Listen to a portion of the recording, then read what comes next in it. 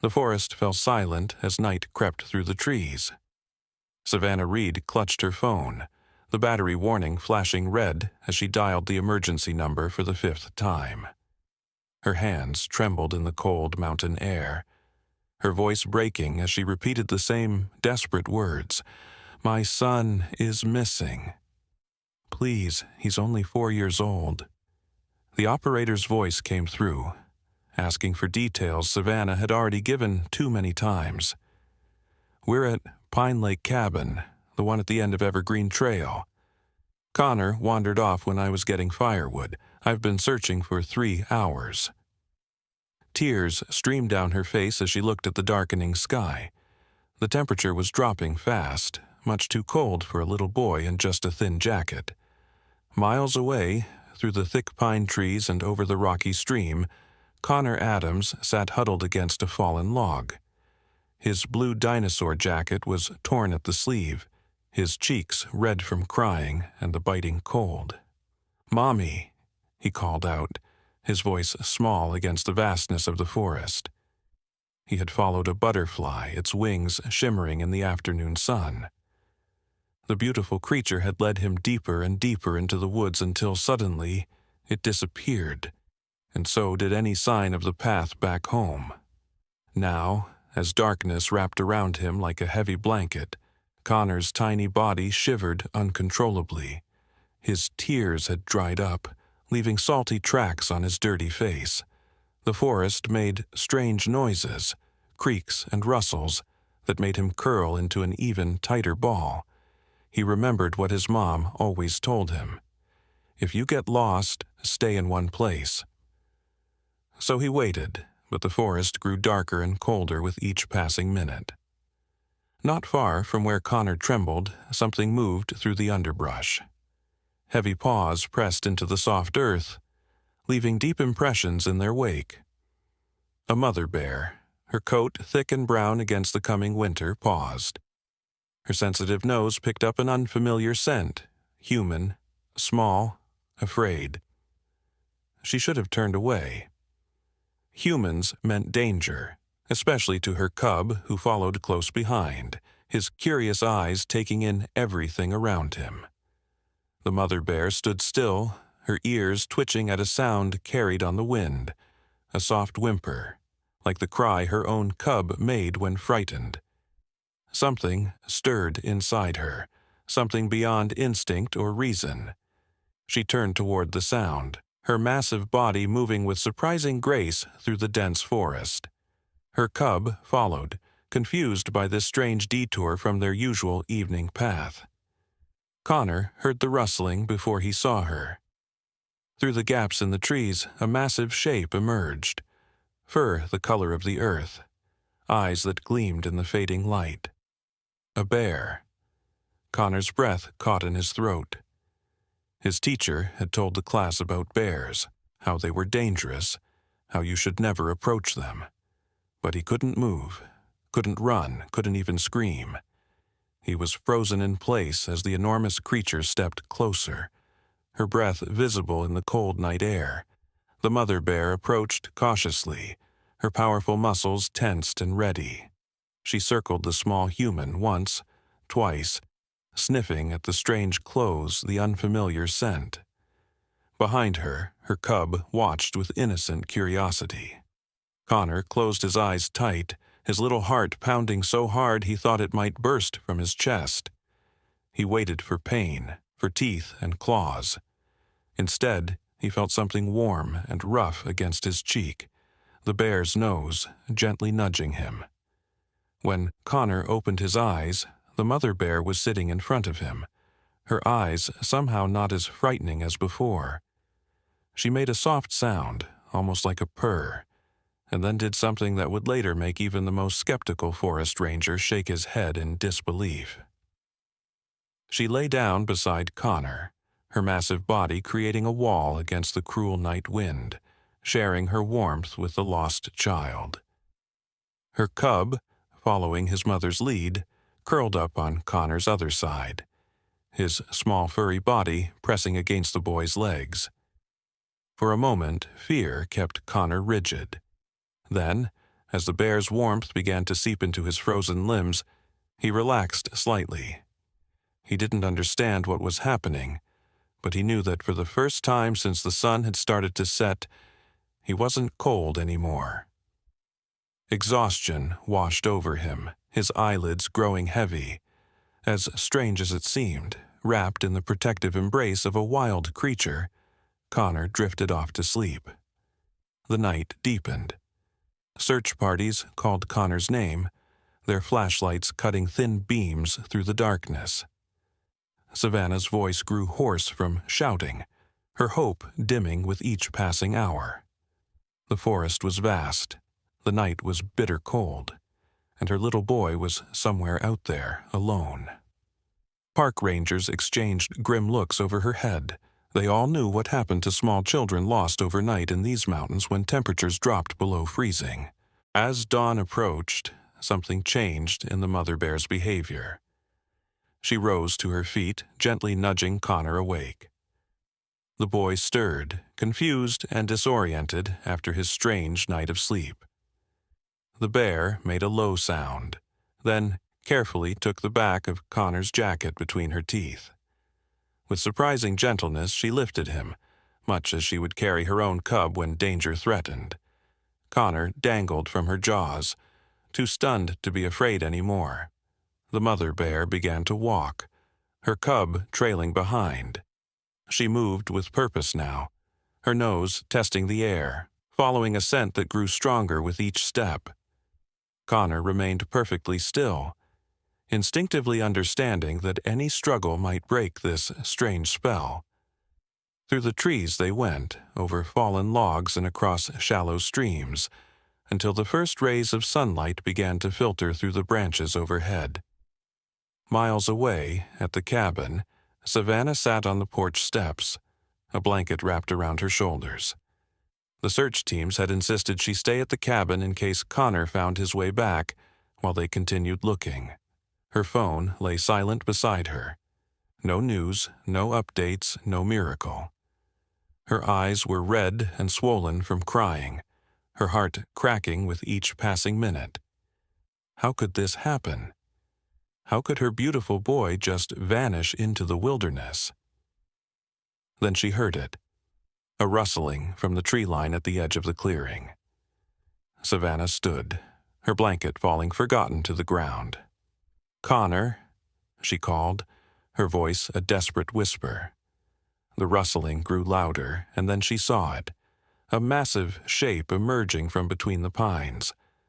A bear. Savannah's blood turned to ice.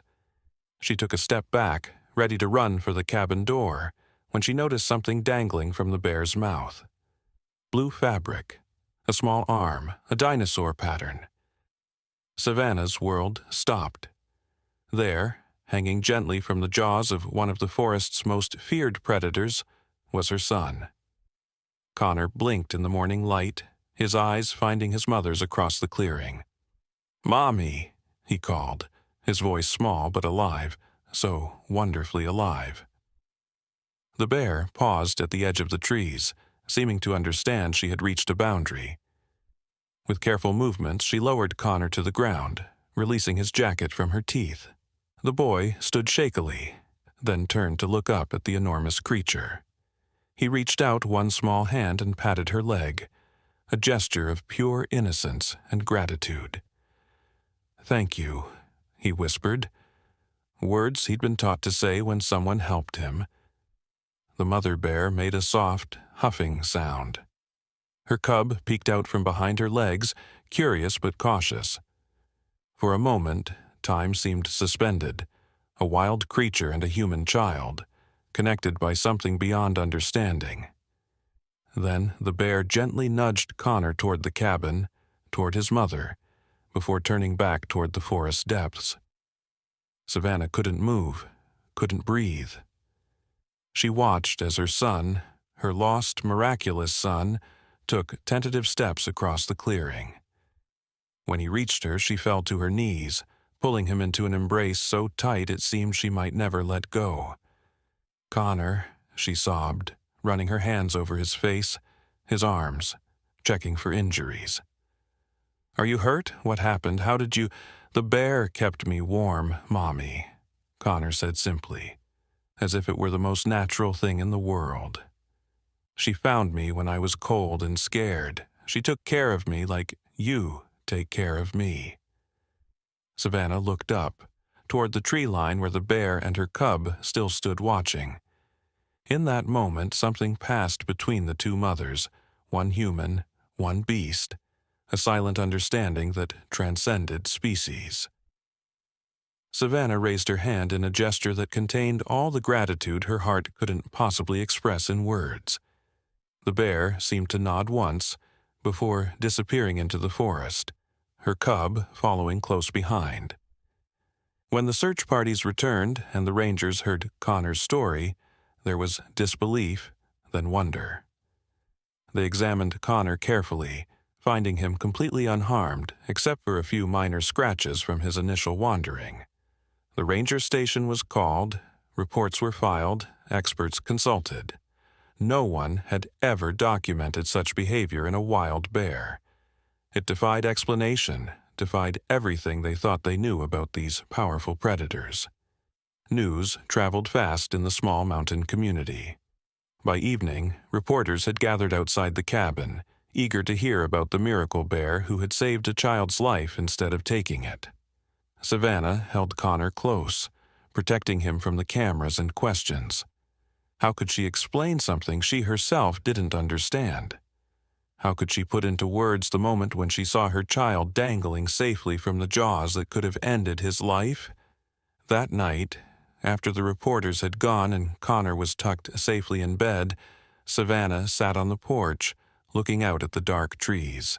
Somewhere in that forest, a mother bear was curled around her cub, keeping him safe from the dangers of the wild, just as Savannah would protect Connor from the dangers of the world. Two mothers, different in every way imaginable, yet connected by the single most powerful force in nature, the instinct to protect a child. Tears filled Savannah's eyes, but they weren't tears of fear or grief anymore. They were tears of gratitude, of wonder, of profound respect for the mysteries of life that lay beyond human understanding.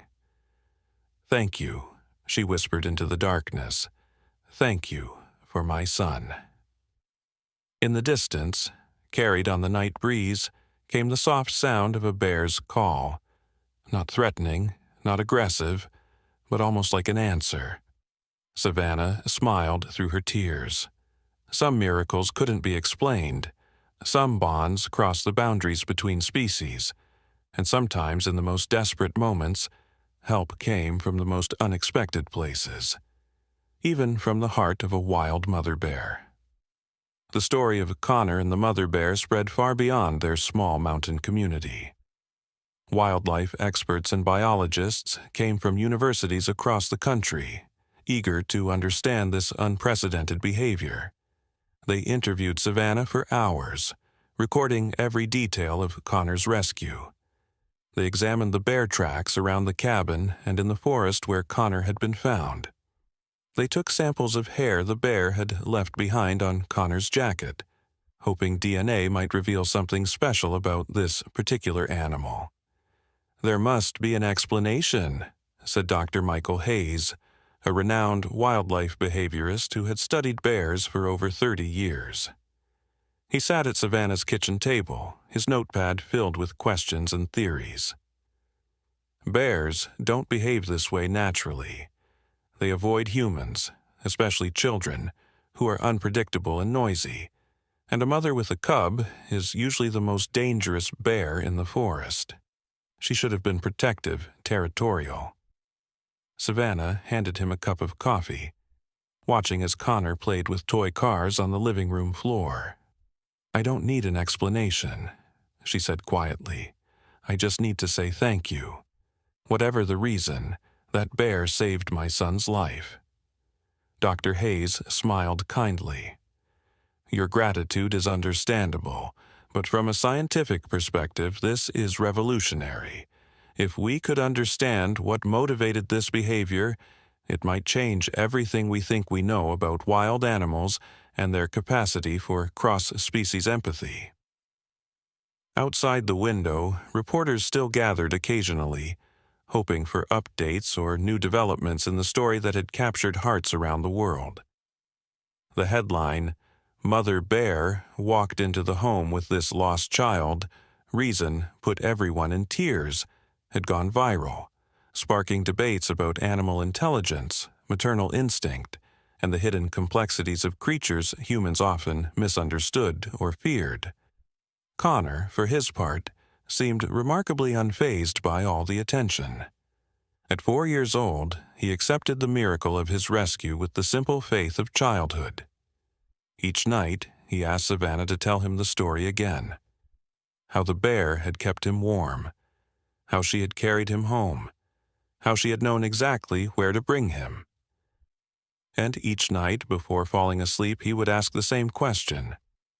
"Will we ever see her again, Mommy?" Savannah never made promises she couldn't keep. "I don't know, sweetheart," she would say, smoothing his hair. "But I think she's out there, taking care of her baby, just like I take care of you." As weeks passed, the scientists packed up their equipment. The reporters found newer stories to chase, and life in the small cabin began to return to normal. Savannah had taken a leave of absence from her job as a school librarian, unwilling to be separated from Connor even for a day. They spent their time hiking on the well-marked trails near the cabin, always staying close to home, always returning before dusk. She taught him about the forest, which berries were safe to eat, which tracks belonged to which animals, how to use the sun to find direction. Knowledge, she believed, was the best protection against fear. One crisp autumn morning, as red and gold leaves drifted down around them, Savannah and Connor walked along their favorite path. The air smelled of pine and the coming winter, and Connor ran ahead, chasing a falling leaf. Savannah watched him, her heart still squeezing with gratitude each time she saw him safe and happy. The memory of those terrible hours when he was missing remained sharp. A splinter of fear she suspected would never fully dissolve. "Connor, not too far," she called, her voice instinctively sharpening when he neared the bend in the trail. He stopped obediently, waiting for her to catch up. As she reached him, something rustled in the underbrush to their right. Savannah froze, her hand automatically reaching for Connor's shoulder, pulling him close.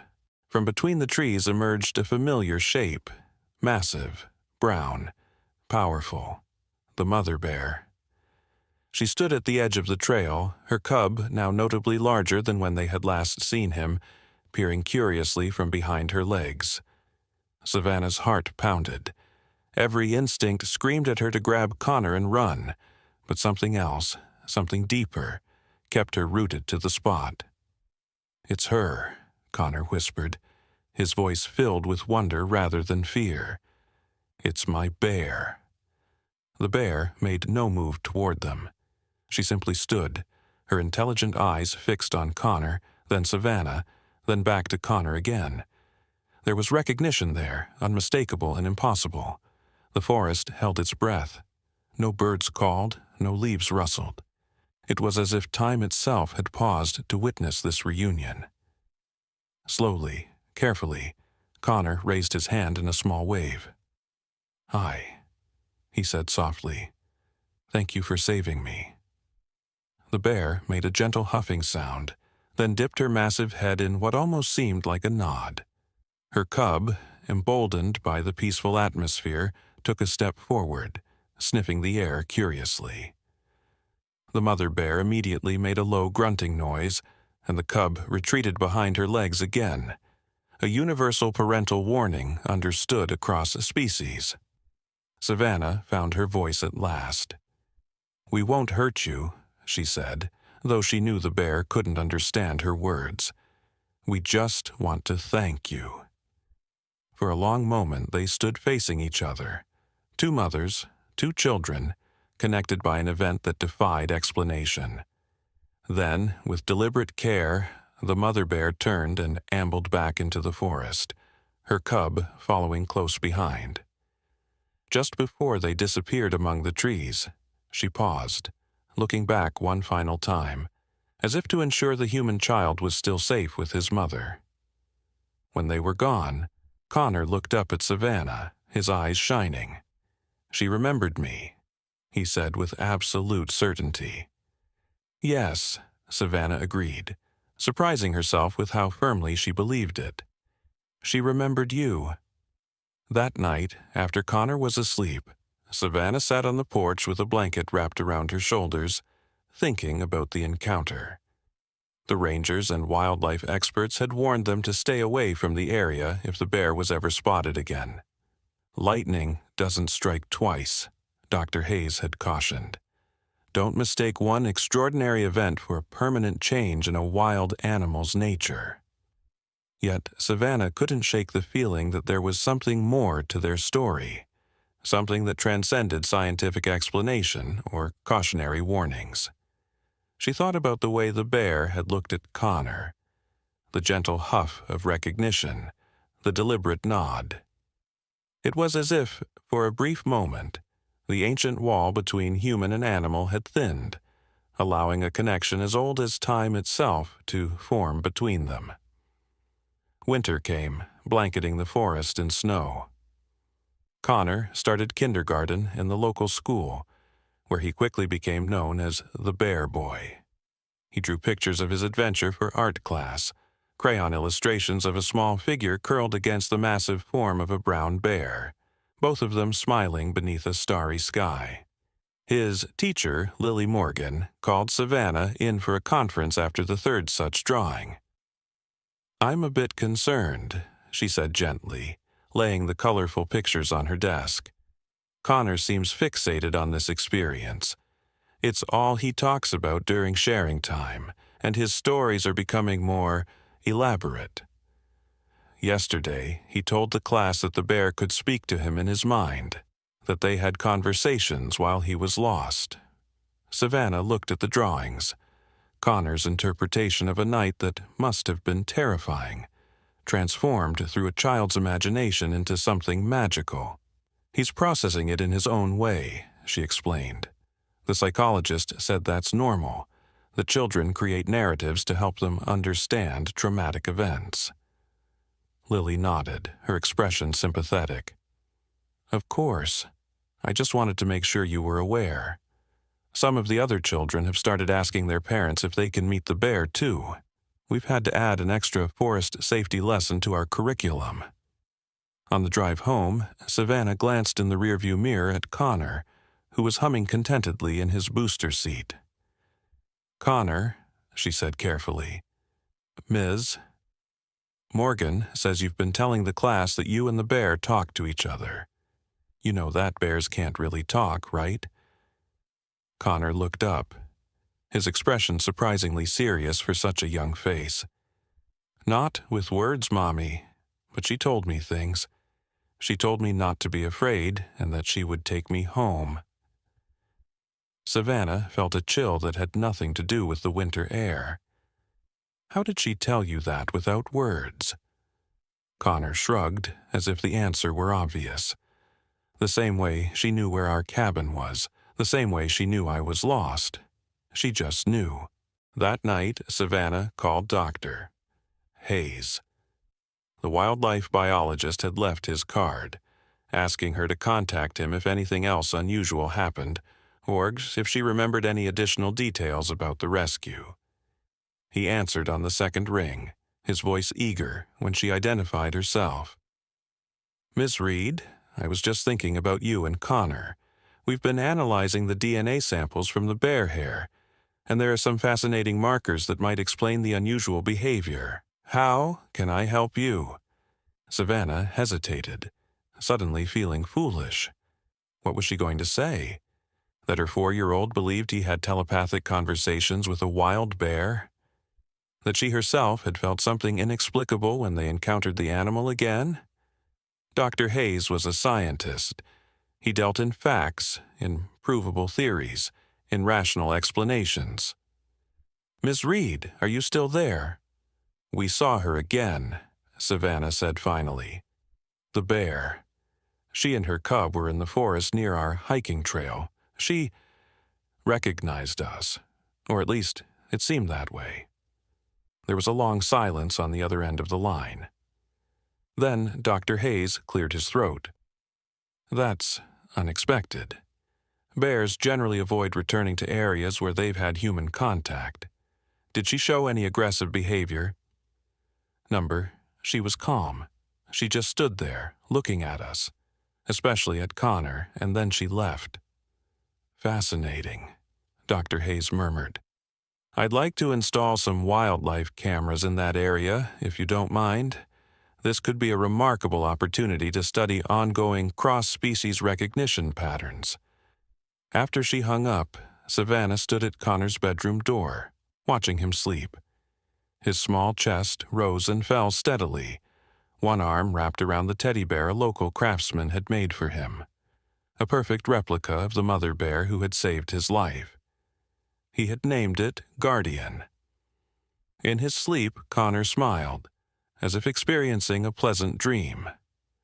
Savannah wondered what he saw in those dreams, perhaps himself running through the forest alongside a bear cub, or curled against the warm fur of a mother bear under a blanket of stars. The line between reality and imagination was thin in childhood, the boundaries between possible and impossible not yet firmly drawn. Spring arrived in a burst of wildflowers and birdsong. Dr. Hayes and his team had installed cameras throughout the forest surrounding the cabin, hoping to capture footage of the bear and her cub. Months passed with only fleeting glimpses, a brown shape moving between trees, a flash of fur in the underbrush. The bear seemed to know exactly where the cameras were, carefully avoiding their direct gaze, as if protecting her privacy and the mystery of her connection with Connor. On Connor's 5th birthday, Savannah planned a small party at the cabin. Just a few friends from kindergarten, cake and games in the backyard that bordered the forest edge. The children played tag and hide-and-seek while the parents chatted on the porch, keeping watchful eyes on the rambunctious group. No one noticed when Connor slipped away, following a butterfly that fluttered just beyond his reach. A scene eerily similar to the one that had started their extraordinary story a year before. It was Jacob Bennett, the father of one of Connor's classmates, who first raised the alarm. "Where's Connor?" he asked, scanning the yard. "I don't see him with the other kids." Panic seized Savannah's heart as she frantically searched the yard, calling Connor's name. "Not again, please, not again." The other parents quickly organized themselves into a search party, spreading out around the property. Savannah ran to the forest edge, her voice growing hoarse from shouting. "I found something," called Haley Dawson, one of the kindergarten mothers. She stood near a patch of wildflowers at the forest boundary, pointing to the ground. "Footprints, small ones. They lead into the trees."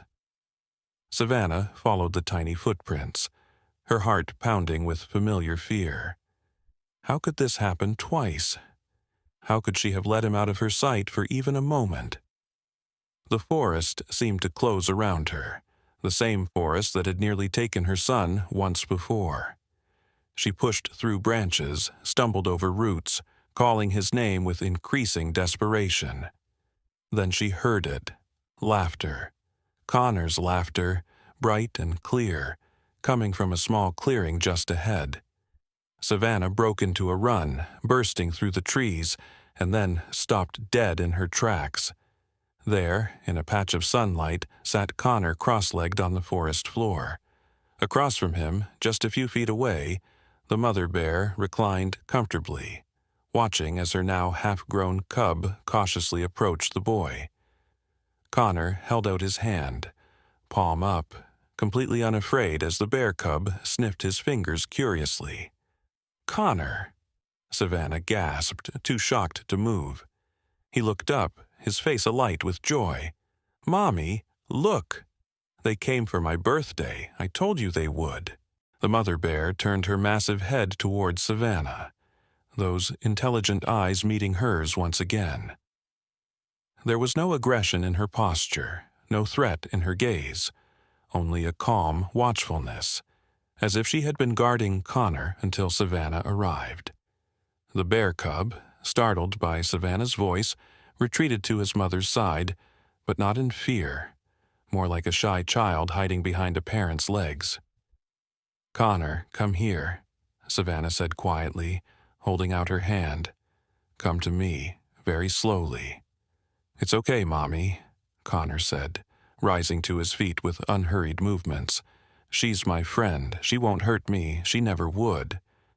As Connor walked toward her, the mother bear made that now familiar huffing sound, almost like a sigh. She rose to her feet, towering in her full height, and Savannah had to fight every instinct not to rush forward and snatch Connor away. But something held her back. Something in the bear's eyes, in the careful way she moved, keeping her distance while watching over the child who had once slept against her fur. Connor reached Savannah's side and took her hand. Together they backed slowly away, never turning their backs on the bears. The cub made a small whining noise, as if disappointed to see his playmate leaving. The mother bear nudged him gently with her nose, guiding him back toward the deeper forest, but not before turning once more to look at Connor and Savannah. In that moment, Savannah could have sworn she saw something in the bear's eyes, not just intelligence, but understanding. A recognition of the bond they shared. Two mothers who had each, in their own way, saved a child who needed them. With dignified grace, the mother bear led her cub away, disappearing into the shadows between the trees. Back at the cabin, the birthday party had dissolved into a frantic search operation. Parents were on phones, calling rangers and emergency services. When Savannah emerged from the forest with Connor's hand in hers, unhurt and smiling, there were cries of relief, followed by a barrage of questions. What happened? Where did you find him? Was he lost again? Savannah met the worried gazes of the other parents, considering her words carefully. How could she explain what she had seen? How could she make them understand the impossible bond between her son and a wild bear, a connection that defied explanation yet was undeniably real? "He wandered off following a butterfly," she said simply. "I found him playing in a clearing. He's fine." Later, after the guests had gone and the birthday cake had been put away, Savannah sat with Connor on the porch swing. The forest stretched before them, mysterious and vast in the gathering twilight. "Connor," she said gently, "we need to talk about what happened today. You can't go into the forest alone. It's dangerous, even if you think the bear is your friend." Connor looked up at her, his eyes clear and serious. "But she is my friend, Mommy. She saved me, and now she watches over me."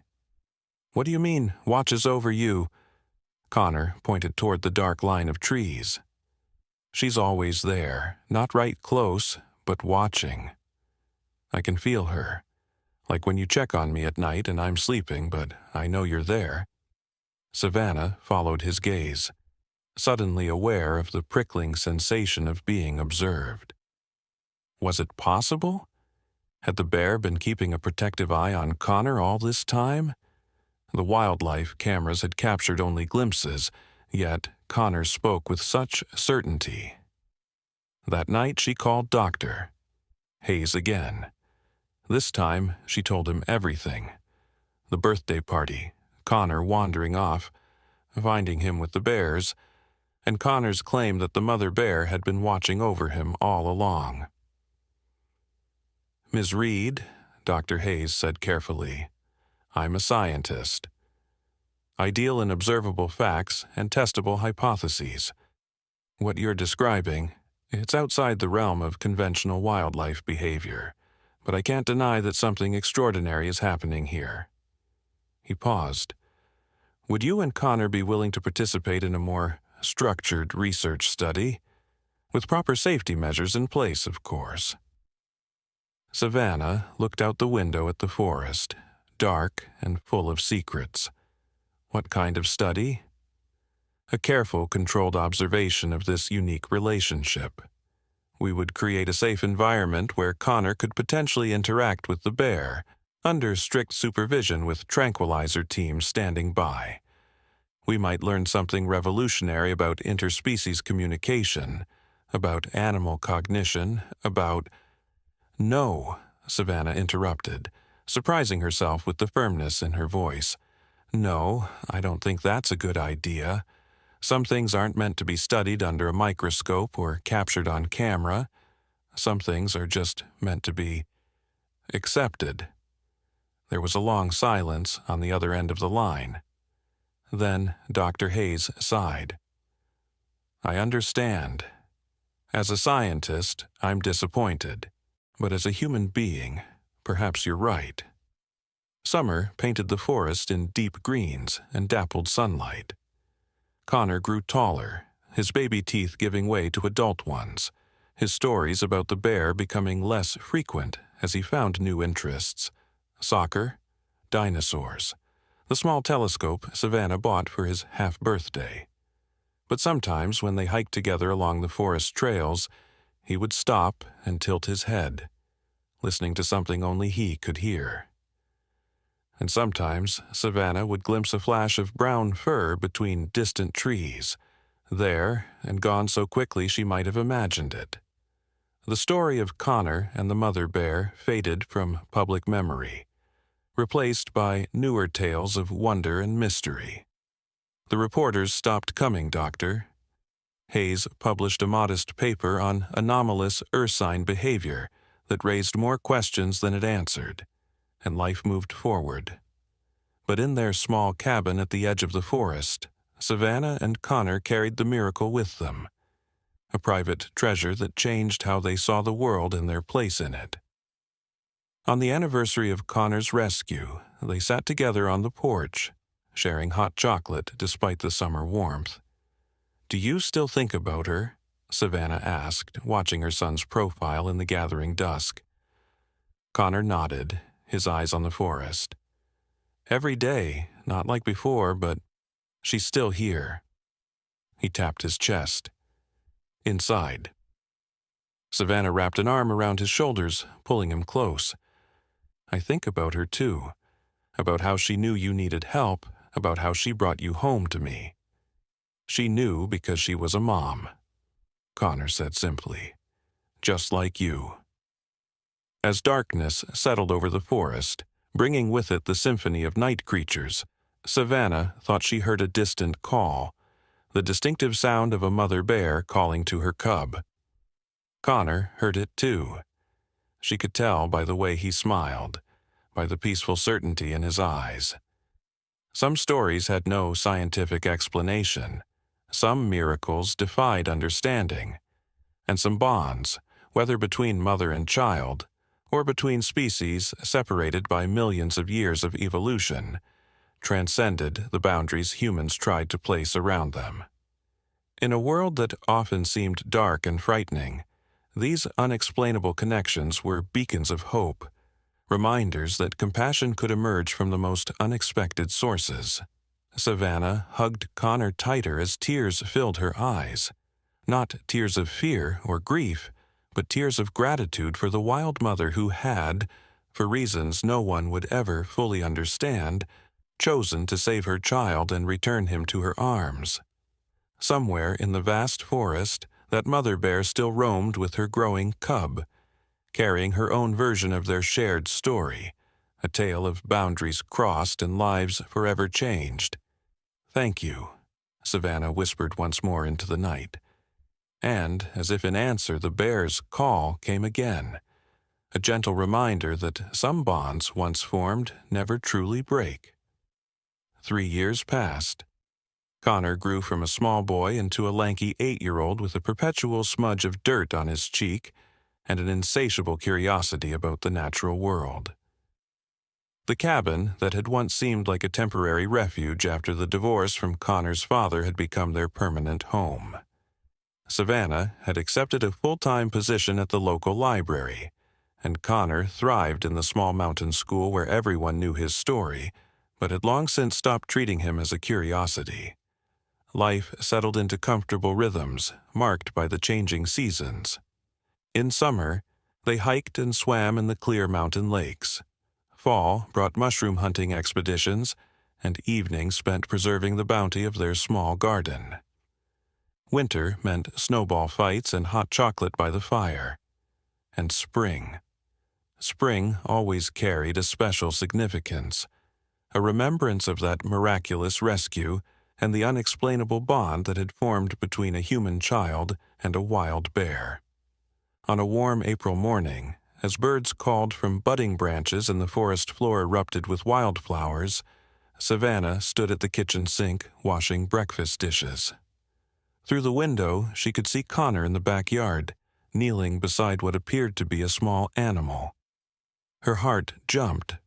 After the bear incident, she had become hypervigilant about Connor's interactions with wildlife, no matter how small.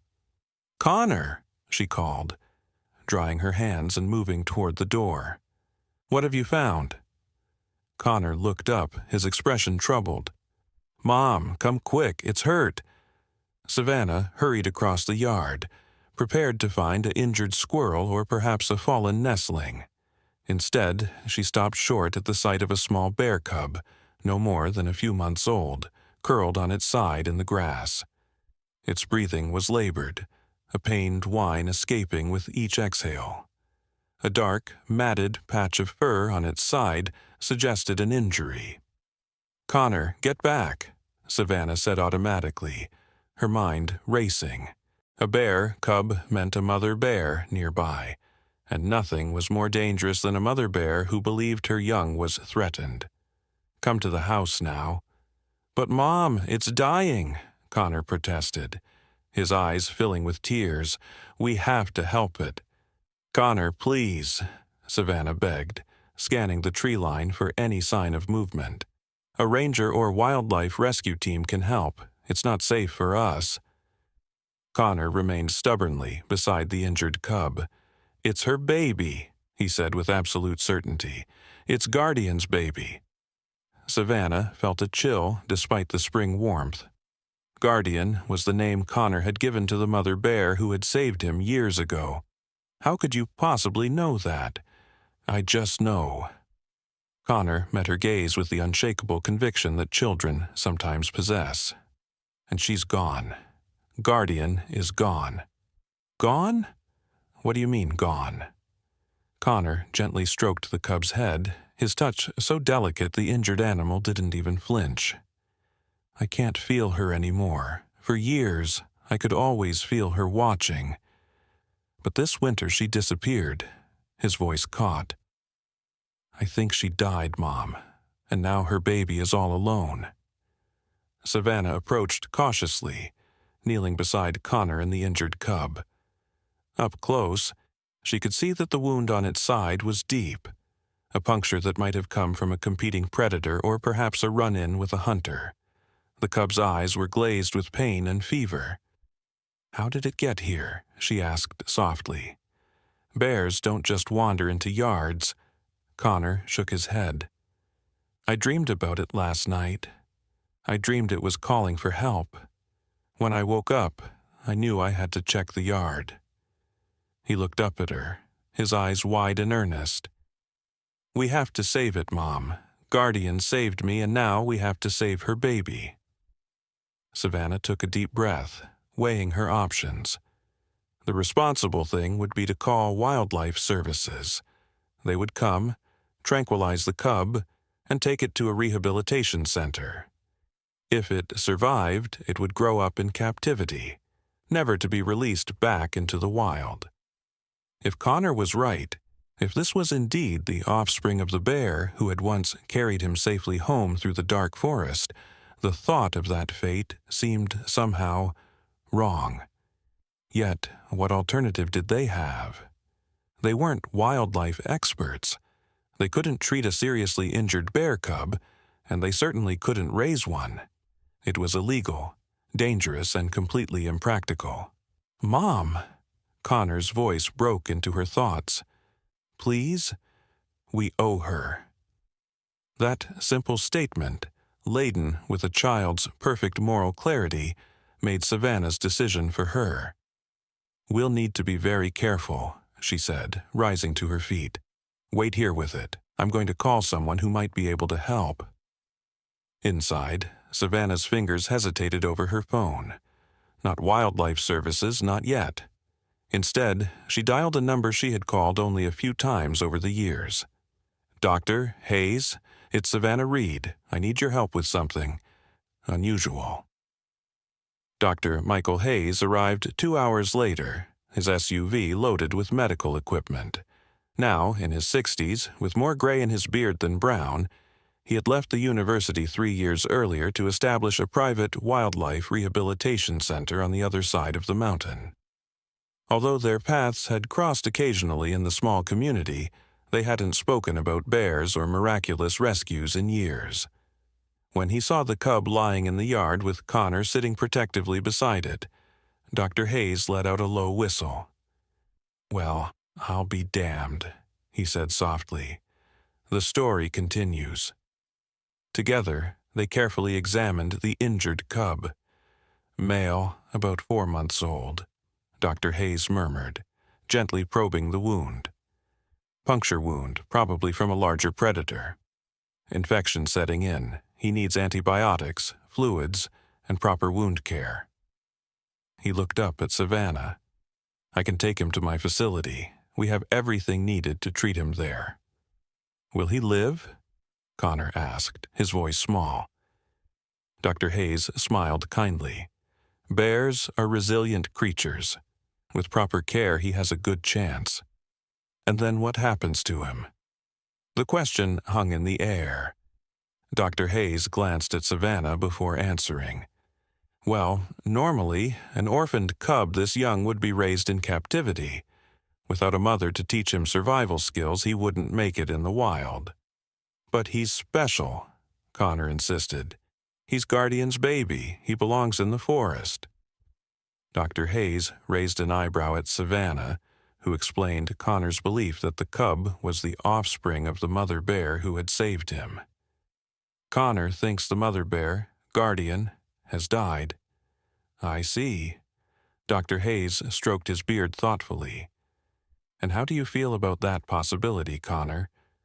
Connor's eyes filled with tears that he stubbornly blinked back. "Sad, really sad. But that's why we have to save her baby. So part of her is still in the forest." Dr. Hayes nodded slowly, as if considering something unconventional. "What if," he said carefully, "we try something different? I have a rehabilitation program that's been experimental. We've been working with orphaned bear cubs using minimal human contact and older rehabilitated bears as surrogate teachers.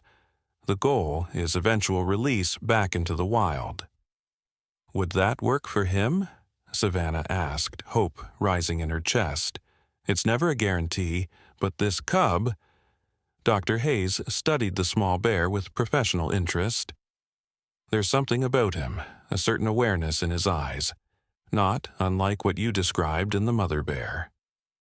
He stood up, decision made. "Let's get him stabilized and transported to my facility. We'll take it one day at a time." With gentle efficiency, Dr. Hayes sedated the cub, cleaned and treated the wound, and administered antibiotics. Connor helped prepare a transport crate lined with soft blankets, his movements careful and deliberate as if he'd been handling injured wildlife all his life. As they loaded the crate into Dr. Hayes's SUV, Connor pressed his palm against the air holes. "I'm going to visit you," he promised the sleeping cub. "We're going to make you better, and then you'll go back to the forest where you belong. Guardian would want that." Dr. Hayes closed the rear door and turned to Savannah. "The boy has an unusual connection with these animals," he observed quietly. I've spent my entire career studying wildlife, and I've never seen anything quite like it." Savannah watched as Connor stood beside the vehicle, unwilling to move away until the last possible moment. "I know. Sometimes I think he understands them better than he understands other people." "Would you allow him to be part of the rehabilitation process?" Dr. Hayes asked. "Not hands-on with the cub, of course. That would interfere with our wild release protocols. But observing, helping with the program in general, I think it could be beneficial, both for Connor and for our research." Over the following weeks, Connor and Savannah became regular visitors at the Hidden Valley Wildlife Rehabilitation Center. The facility, nestled in a secluded mountain valley 20 miles from their cabin, housed various injured and orphaned wild animals being prepared for potential release. A special section was dedicated to the Bear Rehabilitation Program, with large naturalized enclosures designed to minimize human contact while providing essential care. The injured cub, whom Connor had named Scout, recovered quickly from his wound. From behind one-way observation glass, Connor watched as Scout was gradually introduced to 2 older cubs and an adult female bear, who had been rehabilitated after a leg injury, and now served as a surrogate mother figure for orphaned youngsters. "He's learning how to be a bear," Dr. Hayes explained, as they observed Scout watching the older bears forage for food hidden throughout the enclosure. The surrogate mother teaches them to find food, to recognize threats, to develop the skills they'll need for survival. Connor pressed his hands against the glass, his eyes never leaving the small bear. Does he miss his real mom? Dr. Hayes settled into a chair beside the boy. Bears have strong bonds with their mothers, particularly in the first 2 years of life. So yes, at some level, he probably does. He glanced at Savannah, who stood quietly behind them. Animals experience grief and loss, although not in the same way humans do. They adapt, they survive, they move forward. That's the miracle of life, its persistence even in the face of tragedy. Summer turned the valley lush and green. Scout grew rapidly, his injured side now showing only a slight patch of differently colored fur. He had integrated well with the other cubs, learning to climb trees, fish in the artificial stream, and dig for insects in rotting logs. From the observation area, Connor charted his progress in a notebook Dr. Hayes had given him, filled with detailed observations that impressed even the veteran wildlife biologist. "He's got a natural talent for this," Dr. Hayes told Savannah one afternoon as they watched Connor intently documenting Scout's behavior. "He notices patterns and subtleties that even some of my trained staff miss." Savannah smiled proudly. "He's always been observant, but especially with animals. After the incident with Guardian, it's like something awakened in him, a different way of seeing the world." Dr. Hayes nodded thoughtfully. "Have you given any thought to what he might want to do when he grows up? Wildlife biology, perhaps? Veterinary medicine?" The question caught Savannah off guard. Connor was only 8. His future career seemed distant, abstract. Yet watching him now, his face serious with concentration as he tracked Scout's movements, she could suddenly see a path unfolding before him, shaped by that extraordinary night in the forest and everything that had followed. "I think," she said slowly, "that whatever he does, it will involve protecting the creatures that once protected him." Autumn painted the mountains in fiery colors. In the rehabilitation enclosure, the bears grew increasingly active, instinctively preparing for the coming winter. Dr. Hayes called a special meeting with Savannah, Connor, and the rehabilitation team. "Scout has exceeded all our expectations," he announced, showing them the latest health assessments and behavior charts. "He's strong, skilled, and showing all the natural behaviors we look for in a candidate for release. The question now is timing.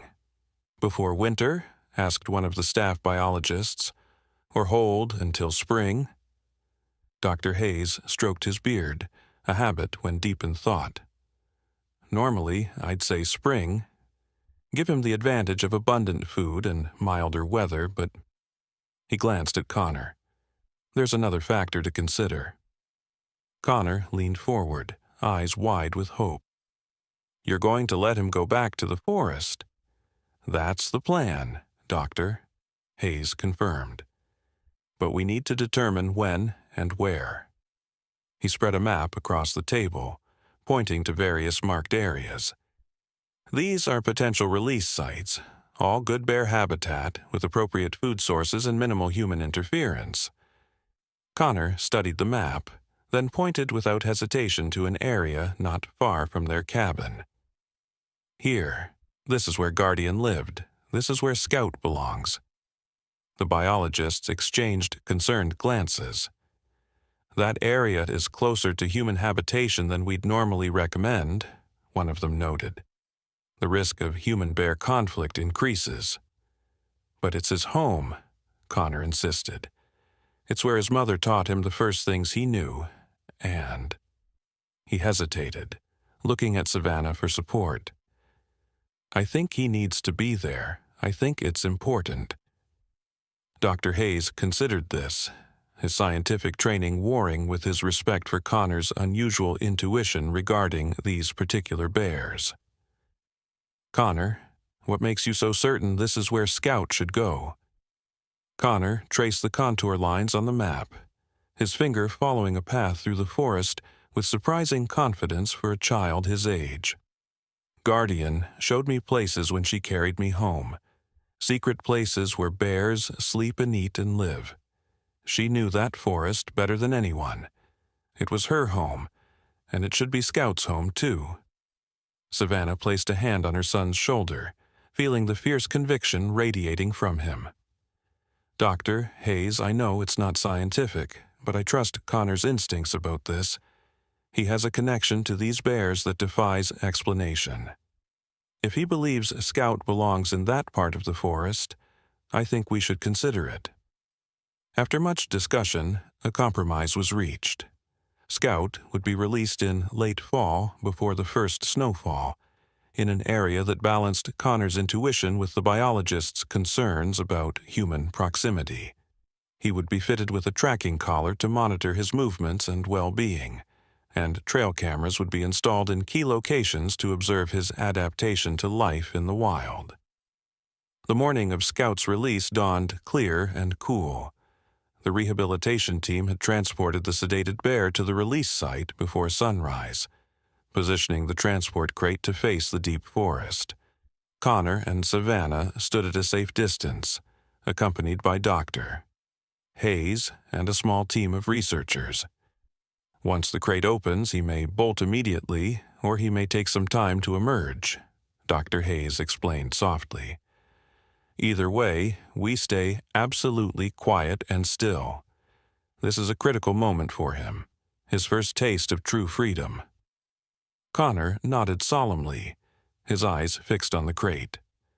Savannah squeezed his hand, her heart pounding with a mixture of excitement and apprehension. What if Scout couldn't adjust to the wild? What if he sought out humans, remembering the care he had received? What if predators or territorial adult bears attacked him before he found his place in the forest hierarchy? A researcher approached the crate with a long pole, ready to open the door remotely. At Dr. Hayes' signal, the door swung upward. Nothing happened for several long moments. Then, cautiously, Scout's nose appeared at the opening, twitching as he sampled the air of the forest. Slowly, he emerged from the crate, his movements hesitant but his posture alert and curious. He stood motionless for a minute, absorbing his surroundings. The tracking collar around his neck looked bulky, but had been carefully fitted to allow for growth and comfort. Scout sniffed the ground, then raised his head to examine the trees, the understory plants, the distant ridgeline. He showed no interest in the humans watching from a distance, as if they were already irrelevant to his new life. Then, without warning, Scout turned and looked directly at Connor. Even from a distance, the connection was unmistakable. A moment of recognition, of acknowledgement. Connor raised his hand in a small wave, tears streaming down his face. Scout watched him for a few seconds longer, then turned and loped into the forest, his dark form quickly disappearing among the trees. "Goodbye," Connor whispered. "Be safe." Dr. Hayes checked the tracking receiver, confirming that Scout's collar was transmitting properly. "He's moving steadily deeper into the forest," he reported. "Good directional instincts, avoiding the hiking trails. That's exactly what we want to see." The research team began packing up their equipment, their excited conversations filled with plans for monitoring Scout's progress and collecting data from this unusual release. Savannah noticed that Connor remained silent, his gaze fixed on the point where Scout had vanished into the trees. "Are you okay?" she asked softly, kneeling beside him. Connor nodded, wiping tears from his cheeks with the back of his hand. "I'm happy for him. He's where he belongs now." He looked up at her, his expression suddenly older than his years. "Do you think Guardian can see him, wherever she is?" Savannah pulled him into a tight hug, her own eyes filling with tears. "I think mothers always watch over their children, Connor. Always." As months passed, Scout's tracking data told a story of successful adaptation to wildlife. He established a territory that overlapped significantly with the area Connor had identified as Guardian's home range. Trail cameras occasionally captured images of him, growing larger and more confident, developing the muscular hump and distinctive profile of an adult black bear. He avoided humans and showed no interest in trash cans or bird feeders, instead foraging for natural foods in the deep forest. Dr. Hayes came to dinner at the cabin regularly, bringing updates on Scout's progress and discussing Connor's increasingly sophisticated observations about bear behavior. On Connor's 9th birthday, he brought a special gift, a book of compiled images from the trail cameras, showing Scout's first year of freedom. "He's thriving," Dr. Hayes announced proudly as they finished a celebratory cake. "And the data we're collecting is invaluable. The success of his rehabilitation and release is changing how wildlife agencies across the country think about orphaned bear cubs. More of them may get a second chance because of Scout." Connor carefully turned the pages of the photo book, studying each image of the growing bear. "He looks happy," he said simply. "I believe he is, Doctor." Hayes agreed. "Bears don't experience happiness the way humans do, but he's healthy. He's exhibiting all natural behaviors, and he's secure in his territory. In bear terms, that's as good as it gets." Later that night, after Dr. Hayes had gone and Connor was getting ready for bed, Savannah found him standing at his bedroom window, looking out at the moonlit forest. "What are you thinking about, birthday boy?" she asked, sitting on the edge of his bed. Connor turned, his expression thoughtful. "I was wondering if Scout remembers us, if he remembers being hurt and then getting better, if he knows we helped him." Savannah considered this. Animals remember important experiences, especially from when they're young. So, in his own way, he might remember something about that time. But what matters most is that he's free and wild now, living the life he was meant to live. Connor nodded, climbing into bed and pulling the covers up to his chin. "Mom? I know what I want to do when I grow up." "What's that?" "I want to do what Dr. Hayes does.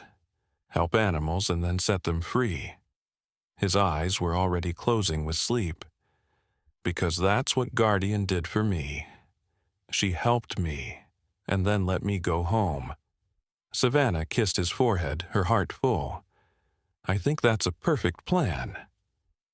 Winter blanketed the forest in snow, and Scout's tracking data showed he had denned in a remote area for hibernation, exactly as a wild-born bear would do.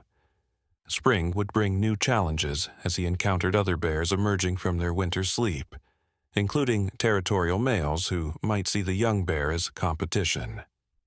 On the first warm day of April, Connor insisted on hiking to a viewpoint overlooking the valley where Scout's territory lay. The trail was muddy with melting snow, but the air carried the promise of renewal, of life returning after the long winter sleep. At the summit, they sat on sun-warmed rocks, sharing sandwiches and hot chocolate from a thermos. Below them, the forest stretched in every direction, a sea of green touched with the pale yellows and pinks of early spring growth. Somewhere in that vast wilderness, Scout was waking, emerging from his den, beginning another cycle in the ancient rhythms of bear life. "Mom," Connor said, breaking a comfortable silence, "do you think there really are miracles?" Savannah considered the question, looking out over the landscape where, years earlier, a wild mother bear had made an inexplicable choice that changed everything.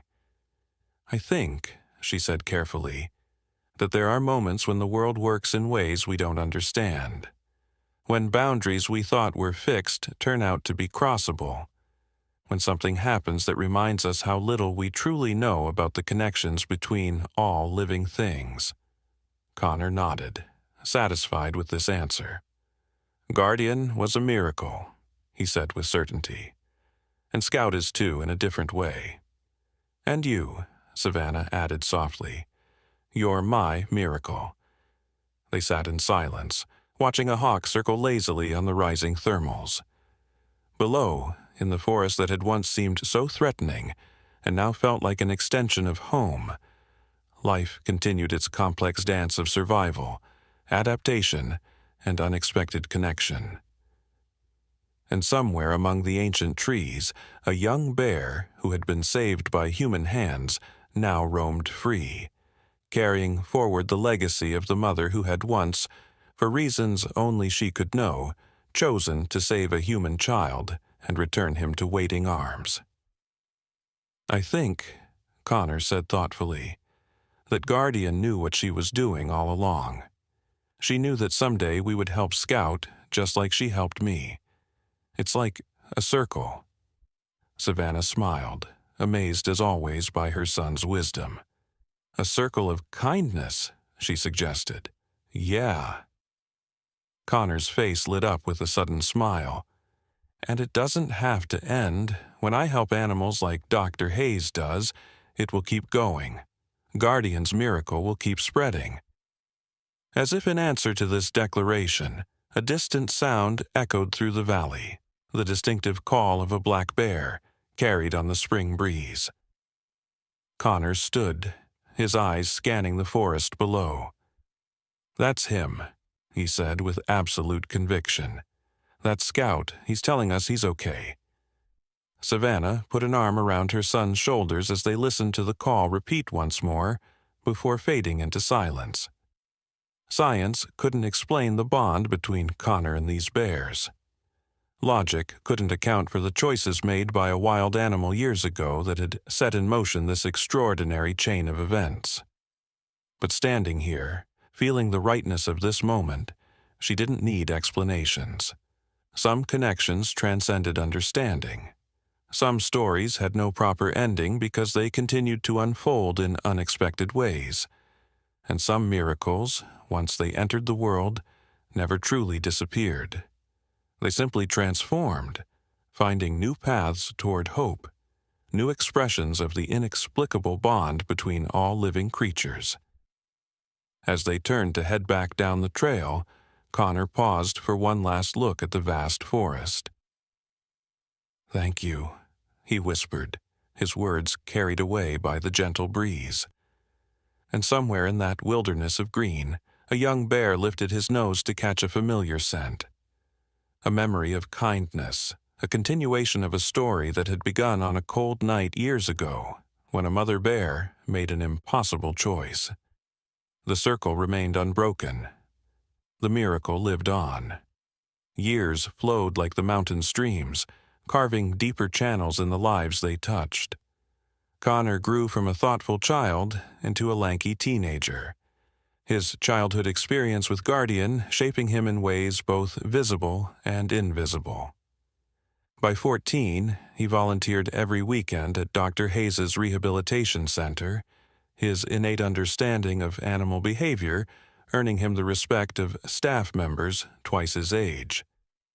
By 16, local rangers called him to assist with wildlife conflicts that would otherwise end in euthanasia for problem animals. The Bear Whisperer, they called him, half joking, half in genuine awe of his abilities. Connor accepted the nickname with a shy smile, knowing the truth was both simpler and more complex than they understood. He didn't speak to bears or possess supernatural powers. He simply saw them as individuals, recognized their fears and needs, and approached them with a respect born from his unique history. Savannah watched her son's growth with pride and occasional worry. The quiet boy who had once been carried home in a bear's gentle jaws had become a young man who fearlessly entered situations that made experienced wildlife officers hesitate.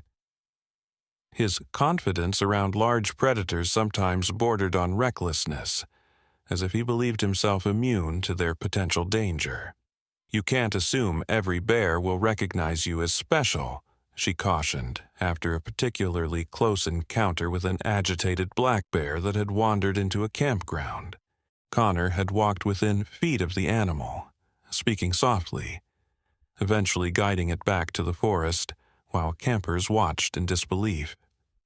"I don't," Connor replied, his voice deeper now but still carrying echoes of the child he had been. "But I do assume every bear deserves the chance to be understood before being feared." Through all these years, Scout's progress had been meticulously tracked. The young bear had grown into a healthy adult male, establishing a territory that stretched across the ridges and valleys surrounding their cabin. The wildlife cameras occasionally captured images of him, a magnificent black bear with a distinctive white chest marking and the slight scar on his flank from his childhood injury. Unlike many male bears, who became increasingly solitary and aggressive with maturity, Scout maintained an unusual tolerance for the presence of humans at a distance. He never approached cabins or campsites seeking food, but neither did he flee in panic at the scent of humans on the trails that crossed his territory.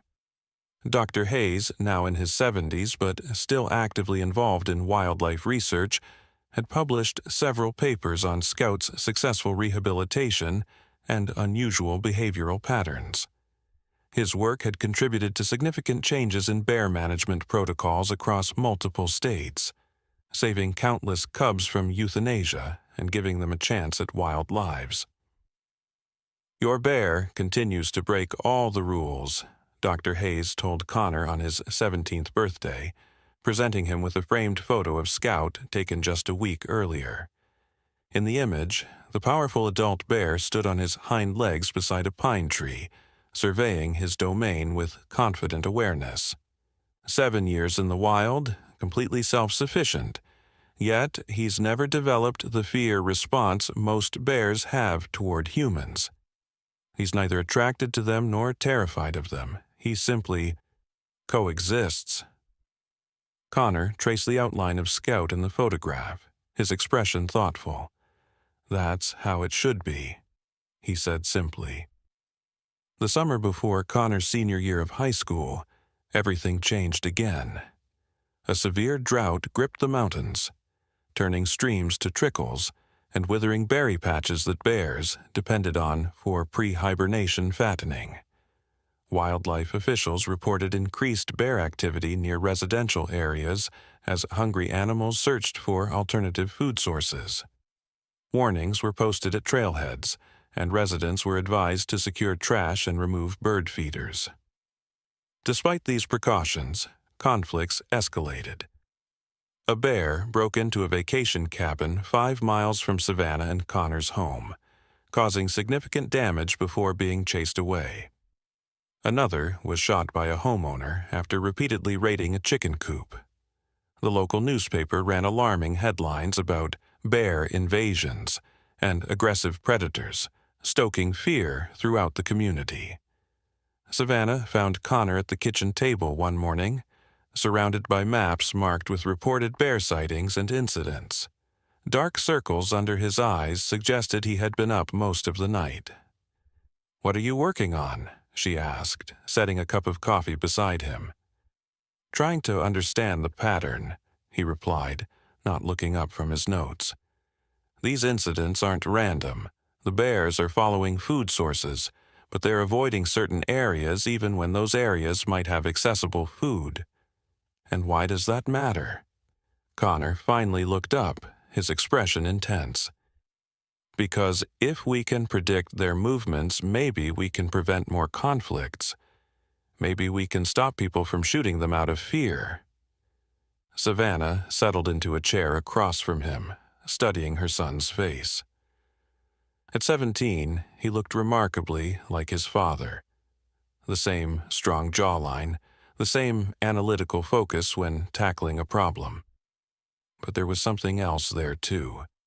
A depth of connection to the natural world that was uniquely his own, forged in that extraordinary night long ago. "Have you talked to Dr. Hayes about this?" she asked. Connor nodded. "He's helping me access the tracking data from Scout and the other collared bears in the region. It's revealing something interesting. Scout's territory overlaps with many of these conflict areas, but he's not the bear causing problems. In fact, the areas where he spends the most time have fewer reports of bear issues." "What does that mean?" "I'm not entirely sure yet," Connor admitted. "But I have a theory. I think Scout might be keeping other bears away from human areas, like he's creating a buffer zone." The idea seemed far-fetched, yet Savannah had learned long ago not to dismiss Connor's intuitions about bears, especially where Scout was concerned. "How would you prove that?" "I need to observe him directly," Connor said, his tone making it clear this was not a new thought, but a plan already being formed. "Trail cameras and tracking data can only tell us so much. I need to see how he interacts with other bears, how he defines and defends his territory." Alarm bells rang in Savannah's mind. "You're talking about following a wild bear through the forest. Connor, that's incredibly dangerous, especially with food-stressed bears everywhere. I've been in the forest with bears all my life, Mom. Not like this. Not deliberately seeking them out during a drought when they're hungry and potentially aggressive." Connor's expression softened. He reached across the table, taking her hand. "I'll be careful, I promise. But this is important.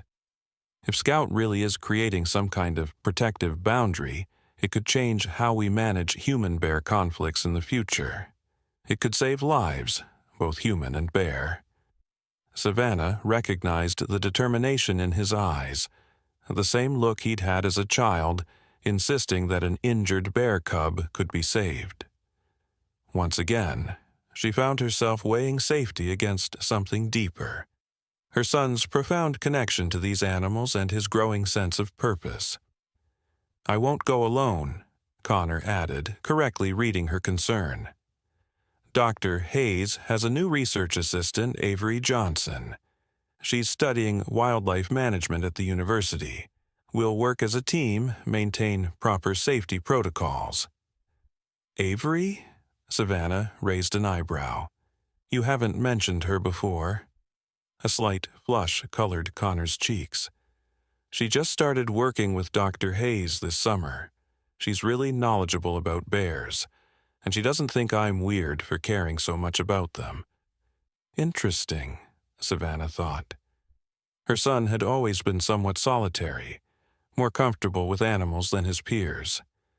The mention of this young woman brought a new dimension to consider. "I want to meet her before you go wandering through drought-stricken forests together," she said firmly.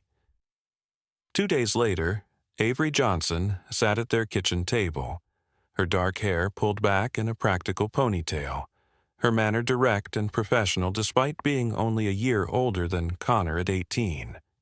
She laid out maps and research plans, detailing their proposed observation methods with scientific precision.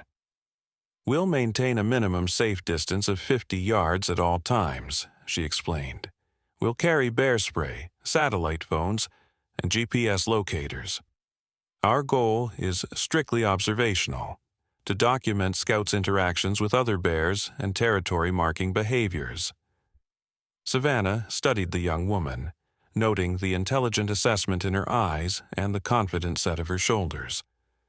"And how did you get interested in bears, Avery?" Something in the girl's expression shifted, revealing a flash of vulnerability beneath the academic exterior. "My grandfather was a park ranger in Yellowstone. He used to take me on patrol with him when I was little, teaching me about respecting wildlife rather than fearing it." She hesitated. "He was killed by a grizzly when I was 12. He surprised a mother with cubs on a trail." The kitchen fell silent. Savannah glanced at Connor, seeing the surprise on his face. Clearly, he hadn't known this part of Avery's story. "I'm very sorry," Savannah said quietly. "That must have been devastating." Avery nodded. "It was. But the strange thing is, it didn't make me fear bears or hate them. Instead, I became determined to understand them better. My grandfather always said conflicts happen when we fail to understand an animal's needs in nature." Her gaze drifted to Connor. "When Dr. Hayes told me about Connor's history with bears, about Guardian and Scout, I knew I had to be part of this research. It suggests possibilities for coexistence that most wildlife managers haven't even considered." Later, after Avery had left with plans to begin their observation project the following week, Savannah cornered Connor as he packed equipment in his room. "You didn't tell me about her grandfather," she said. Connor looked up from the backpack he was organizing. "I didn't know until a few days ago. She doesn't talk about it much." "Are you sure she's doing this for the right reasons? That she's not carrying some unresolved trauma that might affect her judgment around bears?" "Mom," Connor said patiently, "Avery is the most level-headed person I know. She doesn't romanticize bears or demonize them. She sees them clearly, scientifically, but also with compassion." He zipped the backpack closed. "Kind of like how you've always seen me." The observation project began with methodical caution. Connor and Avery established a schedule of dawn and dusk monitoring sessions, when bears were most active. They set up in concealed locations near known bear travel corridors, documenting movements and interactions with painstaking detail.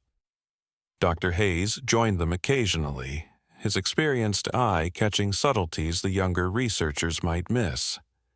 3 weeks into the project, their patience was rewarded with a significant observation. From a hillside blind overlooking a mountain meadow, they watched as a Scout encountered another male bear near a wild apple tree laden with drought-shriveled fruit. The second bear, smaller but still formidable, immediately displayed aggressive posturing, swinging his head, chomping his jaws, pawing at the ground. "Classic territorial display," Avery whispered, filming the interaction while Connor took notes. "The smaller male is challenging for access to the food resource." What happened next defied standard bear behavior. Instead of responding with matching aggression or simply dominating the smaller bear through size advantage, Scout employed a series of subtle movements, circling widely, making soft vocalizations, gradually positioning himself between the apple tree and the hiking trail that ran along the meadow's edge. "He's not fighting for the food," Connor murmured in realization. "He's negotiating boundaries." Over the course of 20 minutes, the standoff resolved with a remarkable outcome. The smaller bear gained access to the apple tree, while Scout established a clear boundary line between the food source and the human trail. When a pair of hikers appeared on the path minutes later, the smaller bear immediately retreated into the forest at their scent, but Scout held his ground at a safe distance, watchful but calm until they passed. "I've never seen anything like it," Dr. Hayes admitted as they reviewed the footage back at the research center. "It's almost as if he's serving as a mediator between the human and bear worlds." Avery's scientific skepticism balanced Connor's intuitive certainty. "We need more observations before we can draw conclusions," she cautioned. "This could be an isolated incident or have alternative explanations." "Or," Connor countered, "it could be exactly what I've suspected. Scout is using his unique experience, his comfort around human scent combined with his status as a territorial male, to create buffer zones where other bears can access resources without coming into direct conflict with humans." The drought intensified as summer peaked, bringing more bears into potential conflict areas. Connor and Avery expanded their observation hours, sometimes spending entire nights in blinds and observation platforms. Their shared passion for the research blossomed into friendship, then something deeper. Savannah noticed the change in her son, a new lightness in his step, a brightness in his eyes that went beyond scientific discovery. "Avery doesn't think like other people," Connor told her one evening as they washed dishes side by side. "She understands that animals have their own way of seeing the world, that humans aren't the center of everything. But she also believes in finding practical solutions, not just dreaming about perfect harmony." "She sounds like a good balance for you," Savannah observed, hiding her smile behind a soapy plate. By late August, they had documented 17 distinct interactions between Scout and other bears, plus dozens of incidents where Scout's territorial marking appeared to influence bear movement patterns throughout the region. The data was promising but still preliminary, suggestive of Scout's unique role, but not yet conclusive enough for scientific publication. Then came the fire. It began with a lightning strike on the drought-parched western ridge, spreading with terrifying speed through the understory of the forest. Within hours, a wall of flame advanced toward the eastern valleys, driven by high winds and fed by years of accumulated fuel. Evacuation orders went out for all communities in the fire's projected path, including the small town near Savannah and Connor's cabin. "We have to go," Savannah insisted, throwing essential documents and photographs into her emergency bag. "The fire crews say it could reach this area by morning."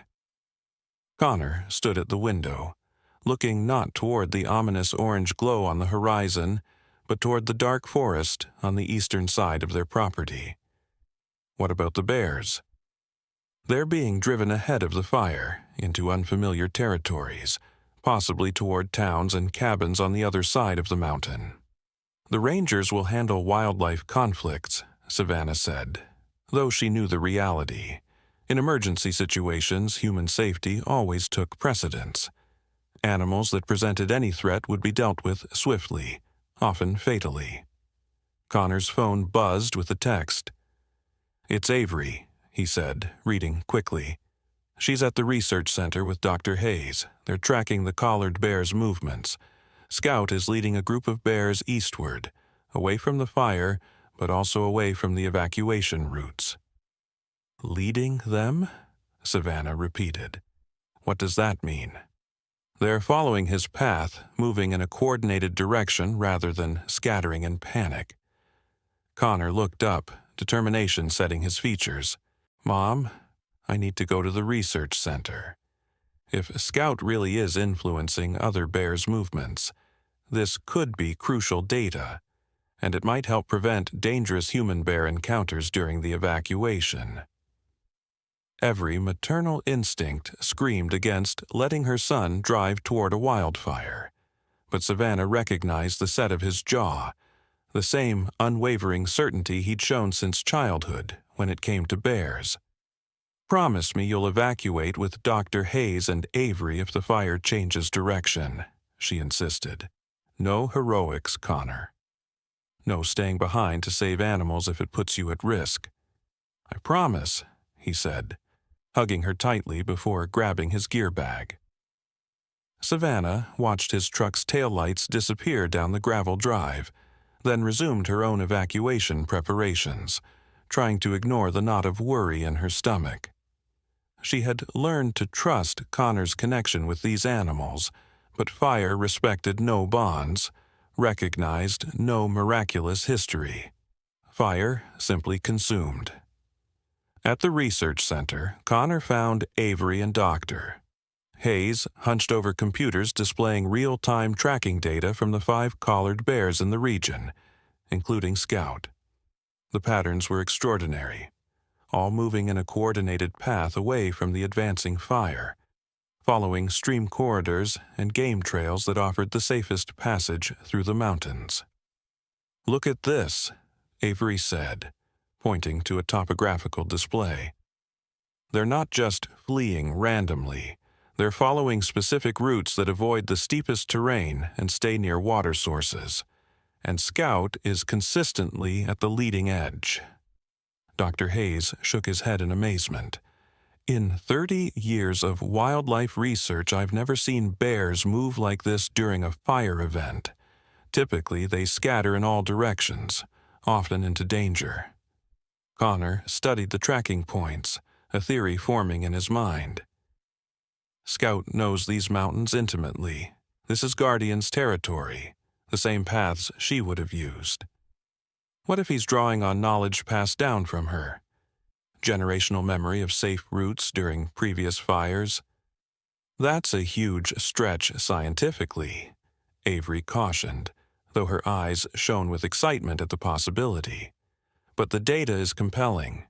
These movement patterns show a level of coordination that's unprecedented." A Forest Service ranger burst into the research center, his uniform streaked with ash. "You folks need to evacuate now," he ordered. "The wind has shifted. The fire's moving faster than predicted, jumping containment lines. This area needs to be clear in 30 minutes. Dr. Hayes immediately began shutting down equipment. "We'll continue monitoring remotely," he told Connor and Avery. "Pack only the essential data. Everything else can be replaced." As they hurriedly gathered hard drives and notebooks, the ranger's radio crackled with an urgent report. "Multiple bear sightings near the eastern evacuation route. Traffic is backing up as people stop to watch or avoid crossings. Need wildlife response teams immediately." Connor caught Avery's eye across the room. Without speaking, they shared the same thought. Scout and the other bears were moving toward the same escape route being used by evacuating humans. The potential for dangerous encounters was suddenly very real. "We can help," Connor told the ranger. "We have real-time tracking data on those bears. We can predict where they'll cross and help manage the interactions safely." The ranger hesitated, assessing the young man before him. "You're the Adams kid, right? The one who works with Dr. Hayes on bear behavior?" When Connor nodded, the ranger made a quick decision. "All right, follow me to the command post, but you follow orders, understand? This is an emergency situation." At the Forest Service command post, chaos reigned as crews coordinated firefighting efforts and evacuation procedures. Connor and Avery quickly set up their tracking equipment, providing the incident commander with projected bear movement patterns. "Based on current trajectories, we expect the bears to cross the highway here, here, and here," Avery explained, pointing to locations on the map. "If we can temporarily hold traffic at these points to allow safe crossing, we can prevent both human-wildlife conflict and traffic accidents."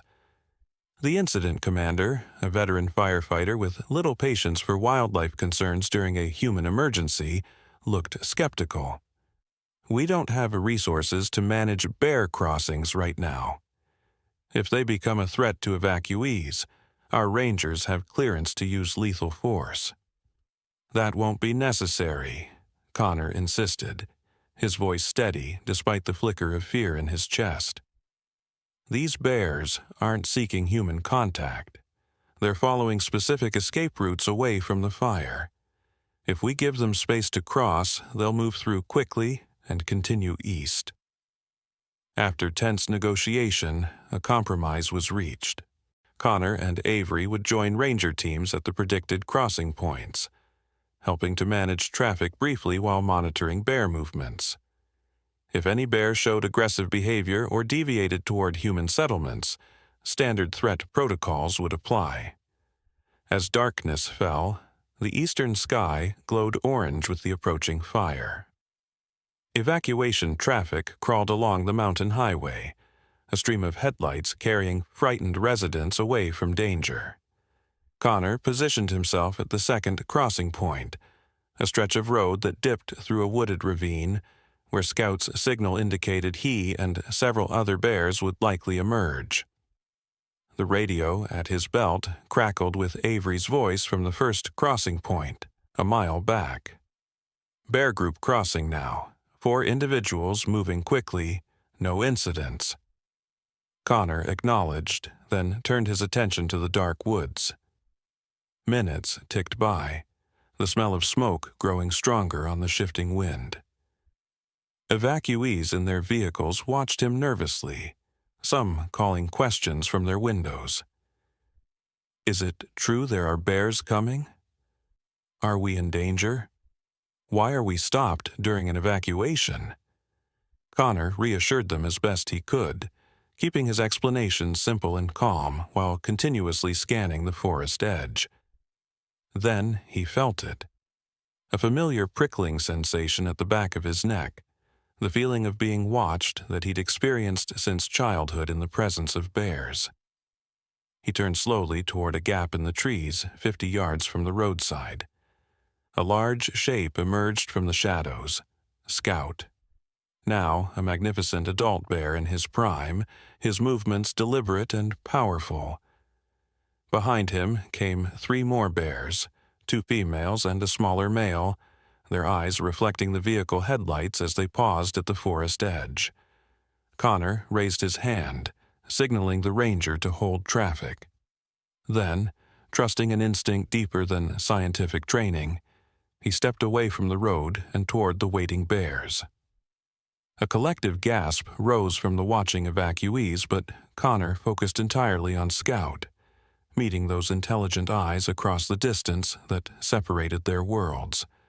"It's okay," he said softly, though he knew the bear couldn't understand his words. "You can cross safely. I'll make sure of it." Scout seemed to study him for a long moment, and Connor wondered if some trace of recognition lingered in the bear's consciousness. Not of Connor specifically, but perhaps of the human scent that had been present at critical moments in his life. From his rescue as an injured cub to his rehabilitation and release, humans had been part of Scout's story in unusually positive ways. With deliberate dignity, Scout began moving across the open space toward the road, the other bears following his lead. Connor maintained his position, creating a visual barrier between the bears and the stopped vehicles. The bears moved quickly but without panic, Scout leading them directly across the highway and into the forest on the other side. As the last bear disappeared into the trees, a spontaneous cheer erupted from the watching evacuees. Connor's radio crackled again, Avery requesting an update, her voice tight with professional concern masking personal worry. "Crossing complete," he reported. 4 bears, led by Scout, all safely across. Throughout the night, the pattern repeated at crossing points along the evacuation route. Bears moved through in small groups, following Scout's lead, avoiding direct confrontation with humans while efficiently escaping the advancing fire. By dawn, wildlife officials reported a remarkable statistic: 0 bear-related incidents or injuries during an evacuation that had displaced thousands of people and countless wild animals. The fire raged for 8 days, consuming 30,000 acres of forest, before autumn rains finally helped firefighters gain the upper hand. Connor, Avery, and Dr. Hayes worked tirelessly with wildlife officials throughout the crisis, monitoring animal movements and helping to prevent conflicts. Their cabin survived, protected by fire crews who recognized the importance of saving the home with such unique historical significance to local wildlife management. When they were finally allowed to return home, Savannah found a package waiting on their doorstep, a formal letter from the State Wildlife Agency. Inside was an official commendation for Connor's work during the fire, along with an unexpected offer: a full college scholarship to study wildlife biology, followed by a guaranteed position with the agency's innovative bear management program. "They want to create a new approach based on your observations of Scout," Dr. Hayes explained when he came to dinner that evening. "Instead of simply relocating or euthanizing problem bears, they want to explore the possibility of using ambassador bears, animals like Scout who have positive associations with humans, to help establish buffer zones and movement corridors. It's revolutionary," Avery added, her hand finding Connor's under the table. "It challenges everything we thought we knew about managing human-wildlife conflict." Connor's expression was thoughtful as he reread the letter. "It all started with Guardian," he said quietly, "with a wild mother bear who made a choice that defied explanation. She didn't just save my life that night, she started a chain reaction that might now save countless bears." Savannah watched her son, remembering the small boy who had once been carried home in a bear's gentle jaws, now grown into a young man whose unique experience had expanded humanity's understanding of these complex, powerful animals. The miracle hadn't ended that night in the forest years ago. It had only begun, spreading outward in ever-widening circles, touching lives both human and wild. Fall brought brilliant colors to the healing forest and new beginnings.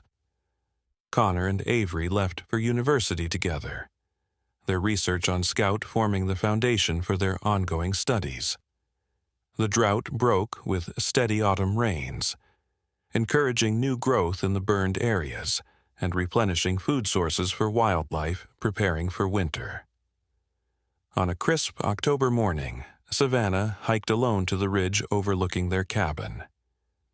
The forest was quieter now, many animals already denning or migrating for the winter.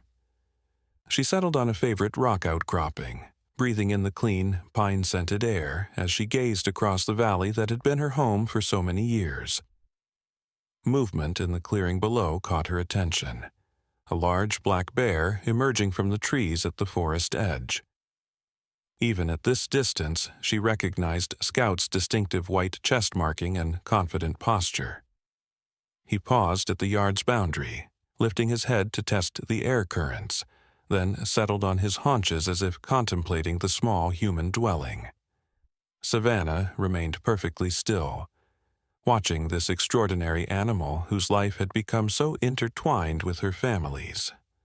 Scout showed no interest in approaching the cabin or searching for food. He simply sat, gazing at the structure as if remembering something important, before rising and walking deliberately along the property edge, marking several trees with scent and claw marks. She understood then what Connor had tried to explain. Scout wasn't just a wild bear who happened to have been saved by humans. He was a bridge between worlds, carrying forward the legacy of Guardian's impossible choice years ago. The boundaries he established weren't just territorial markers for other bears. They were declarations of coexistence, of mutual respect between species who shared this ancient forest. As Scout disappeared back into the trees, Savannah felt tears warm on her cheeks, not from fear or sadness, but from the profound wonder of being part of something so much larger than herself. A circle of compassion that had begun when a mother bear found a lost child in the darkness. A circle that now expanded through her son's work to change how humans and bears might live together on this shared earth. "Thank you," she whispered to the empty clearing, knowing her words couldn't reach across the species barrier but needing to say them nonetheless. Thank you for my son. Thank you for Scout. Thank you for showing us a better way. In the distance, a bear's call echoed through the valley, not threatening, not fearful, simply affirming its presence in the world. Savannah smiled through her tears, remembering Connor's words. The miracle lived on.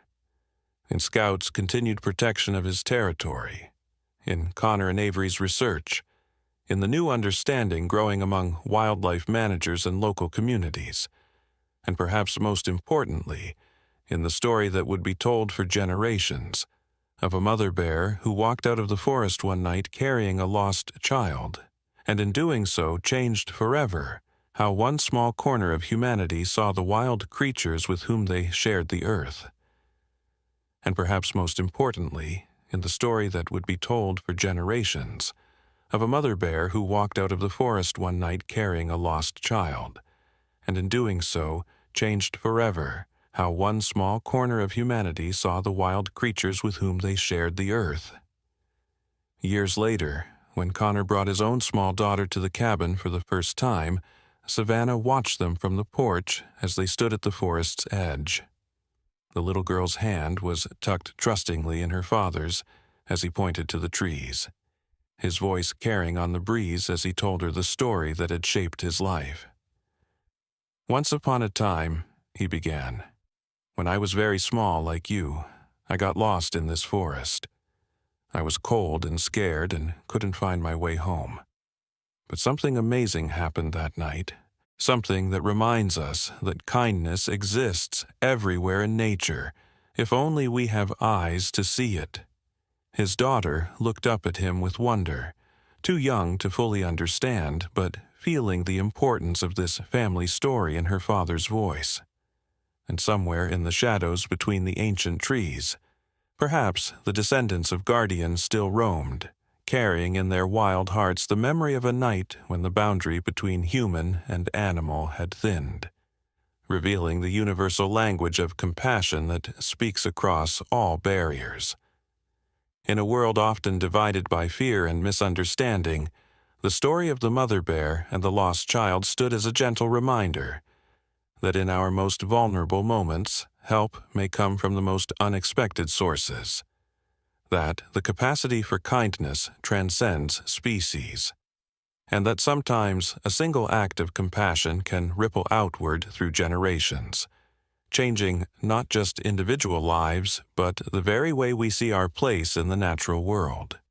Some boundaries, once crossed in love, could never be reestablished. Some connections, once formed, remained unbroken through all the seasons of life, and some miracles never ended at all. They simply transformed, finding new expressions in a world hungry for hope and the promise of unlikely grace. In the end, this was never just a story about a bear and a boy. It was a story about the bridges we build across the chasms of difference, about the healing power of unexpected kindness, and about the truth that echoes through every forest, every mountain, every heart that dares to recognize itself in the eyes of another living being. We are never truly alone in this wild, wonderful world.